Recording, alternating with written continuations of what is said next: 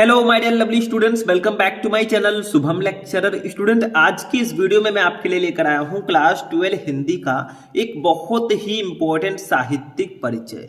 बहुत सारे स्टूडेंट हमारे कंफ्यूज रहते हैं कि सर हम किसी भी लेखक या कवि का साहित्यिक परिचय कैसे लिखें, क्योंकि हमारे हिंदी के पेपर में कुछ इस प्रकार से क्वेश्चन आता है कि निम्नलिखित में से किसी एक कवि का साहित्यिक परिचय देते हुए उनकी कृतियों को यानी कि उनकी रचनाओं को लिखिए।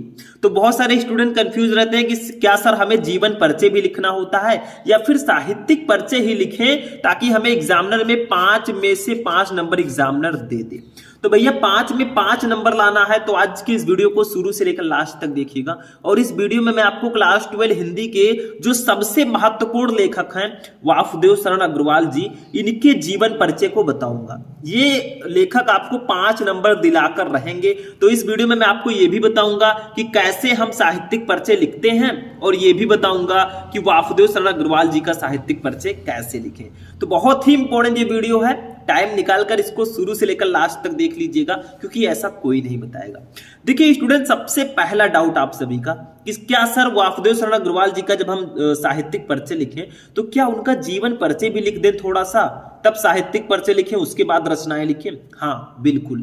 पहले आपको करना क्या है, जब भी आप लोग जीवन परिचय लिखें तो सबसे पहले साहित्यिक परिचय ही भले आपसे पूछा गया हो, लेकिन पहले छोटा सा जीवन परिचय लिख दें। अब कुछ स्टूडेंट कहेंगे अगर सर हम केवल साहित्यिक परिचय लिखकर उनकी रचनाओं को लिख दें तो क्या हमें पूरा नंबर मिल जाएगा? बिल्कुल मिल जाएगा। अगर आप साहित्यिक परिचय लिखकर उनकी रचनाएं लिख देते हैं तो भी आपको पूरा नंबर मिल जाएगा, लेकिन मिनिमम 80 शब्दों में होना चाहिए क्योंकि 80 शब्द इसका लिमिट है। ठीक है, क्योंकि इसलिए मैं कह रहा हूं जीवन परिचय लिख दीजिएगा। हो सकता है साहित्यिक परिचय आप 80 शब्दों में न लिख पाए, तब तो छोटा सा जीवन परिचय पहले लिख दीजिएगा, उसमें कुछ ज्यादा मत लिखिएगा। इनका जन्म, जन्म स्थान और इनकी मृत्यु, बस इतना सा ही लिखना है, ये ध्यान रखिएगा। देखिए पहला हेडिंग होगा जीवन परिचय, फिर साहित्यिक परिचय जब हम लिखेंगे तो थोड़ा बड़ा लिखेंगे।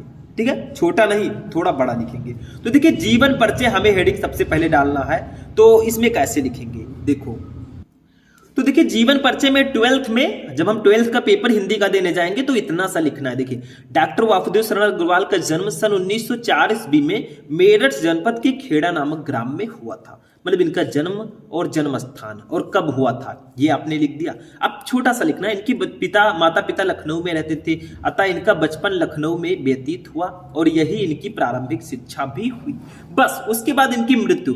भारतीय संस्कृत और पुरातत्व का ये महान पंडित एवं साहित्यकार सन 1967 ईस्वी में परलोक सिधार गया। बस आपको सिर्फ इनका जन्म, जन्म स्थान और इनकी मृत्यु ही लिखनी है, क्योंकि 12th में जो मेन होता है वो होता है भैया साहित्यिक परिचय, जो नीचे मैंने लिखा है। फिर आपको साहित्यिक परिचय हेडिंग डालना है।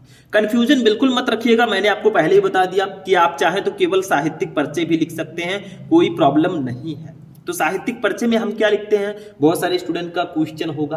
देखिए इसमें हम इनके बारे में, ये इनका साहित्य में परिचय कैसा है, हिंदी साहित्य में कैसी ये रचनाएं करते थे, इनको कौन कौन से पुरस्कार मिले, ये साहित्यिक परिचय में आपको लिखना होता है। ठीक है, देखिए डॉक्टर अग्रवाल भारतीय संस्कृत, पुरातत्व और प्राचीन इतिहास के प्रकांड पंडित एवं अन्वेषक थे।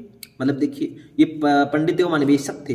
इनके मन में भारतीय संस्कृति को वैज्ञानिक अनुसंधान की दृष्टि से प्रकाश में लाने की उत्कट इच्छा थी, अतः इन्होंने उत्कृष्ट कोटि के अनुसंधात्मक निबंधों की रचना की।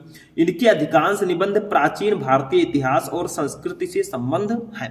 ठीक है, इतना आपको लिखना है साहित्यिक परिचय में। थोड़ा सा और लिख दीजिएगा क्योंकि मेन साहित्यिक परिचय ही होता है। तो चलिए थोड़ा सा और लिखते हैं। अब देखिए आगे लिखना है कि इन्होंने अपने निबंधों में प्रागैतिहासिक, वैदिक एवं पौराणिक धर्म का उद्घाटन किया। निबंध के अतिरिक्त इन्होंने पाली, प्राकृत और संस्कृत के अनेक ग्रंथों का संपादन और पाठ शोधन कार्य किया। मतलब आपको साहित्यिक परिचय में लिखना है कि इनका साहित्य में परिचय कैसा, ये क्या थे, ये निबंधकार थे, इतिहासकार थे, क्या थे, इन्होंने क्या क्या किया हमारे हिंदी साहित्य के लिए, ये सारी चीजें आपको साहित्यिक परिचय में लिखना है। भटकिए मत, जैसा मैं बता रहा हूं वैसा लिखेंगे, क्योंकि आप अलग अलग अगर देखेंगे तो सब अलग अलग तरीके से ही बताते हैं, ठीक है, अपना अपना सभी लोग पक्ष रखते हैं, लेकिन जैसा आप लोग मैं बता रहा हूं अगर ऐसे लिखोगे तो आपको 5 में 5 मार्क पूरे मिलेंगे, ठीक है। आगे देखिए, जायसी के पद्मावत पर इनकी टीका सर्वश्रेष्ठ मानी जाती है। इन्होंने बाणभट्ट के हर्षचरित का सांस्कृतिक अध्ययन प्रस्तुत किया। मैं ये नहीं कहूंगा कि आप इतना बड़ा साहित्यिक परिचय लिखें, 1-2 लाइन कम भी लिख सकते हैं, और अगर आपने जीवन परिचय नहीं लिखा है तो आप इसको थोड़ा सा बढ़ाकर भी लिख सकते हैं, ठीक है। मतलब आपको मैं ये कहना चाहता हूं कि 80 शब्दों में आपका मिनिमम होना चाहिए, ठीक है, इससे कम ना रहे, ये ध्यान रखिएगा, ठीक। अब इनकी रचनाओं पर आते हैं, हेडिंग डालेंगे रचनाएं। इनकी प्रमुख रचनाएं निम्न है। देखिए, रचनाओं में इनका सबसे पहले हेडिंग डाल के लिखिएगा, जैसे निबंध संग्रह है, शोध प्रबंध है, आलोचना ग्रंथ है। ऐसे लिखोगे तो कॉपी थोड़ी अट्रैक्टिव दिखेगी, और अट्रैक्शन आप जानते हैं कितना इंपॉर्टेंट है। अगर एग्जामिनर को अट्रैक्टिव दिखेगा भैया तो आपको पूरा नंबर देगा, 5 में 5 मार्क्स, एक भी नहीं काटेगा। तो निबंध संग्रह में इन्होंने पृथ्वीपुत्र, कल्पलता, कला और संस्कृत, कल्प वृक्ष, भारत की एकता, माता भूमि, पुत्रो अहम पृथिव्या, वागधारा आदि इनके प्रसिद्ध निबंध संग्रह है। अब बहुत सारे स्टूडेंट का कंफ्यूजन रहता है, सर कोई जरूरी है कि रचनाओं को हम हेडिंग डाल के बहुत बड़ा लिखें? ऐसा जरूरी नहीं है। अगर आप इस तरह से लिखते हैं, टाइम है तो ऐसे लिखिए तो बेटर रहेगा, मैं ये कह रहा हूं, ठीक है। अगर आप लोग रचनाएं लिखकर इनकी रचनाओं को लिख देते हैं तो भी कोई प्रॉब्लम नहीं है, ठीक है, लेकिन ऐसा लिखिए कि एग्जामिनर फुल में फुल मार्क दे, उसको कहीं भी पॉइंट ना मिले आपका आधा नंबर भी कट करने का, ठीक है। इसके बाद में देखिए, शोध प्रबंध में इन्होंने पाणिनकालीन भारतवर्ष इस शोध को संपादित किया। आलोचना ग्रंथ में इन्होंने पद्मावत की संजीवनी व्याख्या तथा हर्षचरित का सांस्कृतिक अध्ययन, मतलब पद्मावत की संजीवनी व्याख्या इन्होंने बताई, और हर्षचरित का जो है इन्होंने सांस्कृतिक अध्ययन किया, ठीक है। ये बहुत इंपॉर्टेंट है इनके लिए, अभी मैंने साहित्यिक परिचय में भी बताया था, ठीक है, कि सर्वश्रेष्ठ मानी जाती है। जायसी के पद्मावत पर इनकी जो टीका है वो सर्वश्रेष्ठ मानी जाती है, क्योंकि इन्होंने पद्मावत, मलिक मोहम्मद जायसी जी के पद्मावत की इन्होंने संजीवनी व्याख्या प्रस्तुत की थी, ठीक है। संपादन में इन्होंने पाली, प्राकृत और संस्कृत के एकाधिक ग्रंथों का संपादन भी किया। मतलब कुछ चीजों को इन्होंने संपादित भी किया, जैसे हम हिंदी में पढ़ते हैं ना, संपादन इस पत्रिका को किसने संपादित किया, ऐसे वैसे, ठीक है। तो पाली, प्राकृत और संस्कृत के एकाधिक ग्रंथों का भी इन्होंने संपादन किया। तो इस तरह से आपको वासुदेव शरण अग्रवाल जी का जीवन परिचय लिखना है।